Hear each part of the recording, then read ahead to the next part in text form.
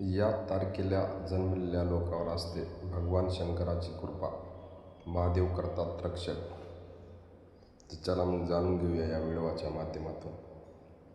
ज्याप्रमाणे व्यक्तीच्या स्वभावाचा आणि व्यक्तिमत्वाचा अंदाज राशीवरून लावता येतो, त्याचप्रमाणे संख्याशास्त्रातही संख्याचा खूप महत्त्व आहे. असे मानले जाते की प्रत्येक संख्या कोणत्या ना कोणत्या ग्रहाशी संबंधित आहेत. आपली जन्मतारीख केवळ एक आकडा नसतो, तर ती आपल्या आयुष्याची दिशा आणि नशीब ठरवते, असं अंकज्योतिषशास्त्र सांगतं. मूलांक एक अंक असतो. व्यक्तीच्या जन्मतारखेनुसार मिळणारा अंक त्या व्यक्तीच्या संदर्भात अनेक गोष्टींचा खुलासा करतो. एकंदरीत हा अंक त्या व्यक्तीच्या जीवनात संबंधित असतो. 1 ते 9 या अंकाचे संबंधित ग्रह आणि देव असतात.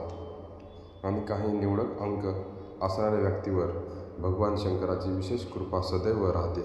अशा लोकांचे जीवन राजासारखे होते आणि त्यांच्या प्रत्येक इच्छा भोलेनाथ पूर्ण करतात.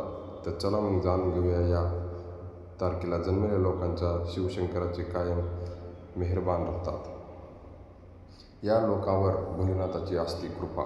मूलांक 7 अंकशास्त्रानुसार जे लोक महिन्याच्या 7, 16 किंवा 25 तारखेला जन्मलेले असतात, त्यांचा मूलांक 7 असतो.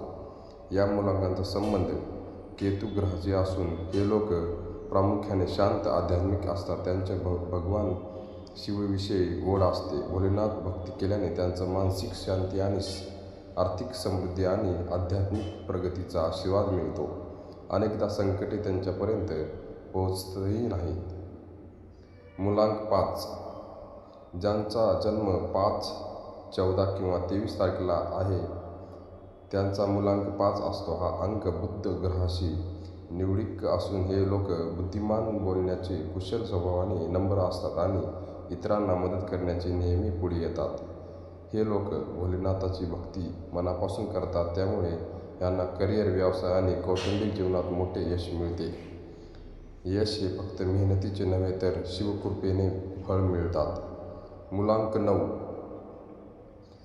9, 18 किंवा 27 तारखेला जन्मलेल्या लोकांचा मूलांक 9 असतो. हा अंक मंगळ ग्रहाशी संबंधित आहे. हे लोक अत्यंत धाडसी, मेहनती आणि जिद्दी असतात. शिवशंकराची दृष्टीमुळे संकटाची धडगड नाहीत.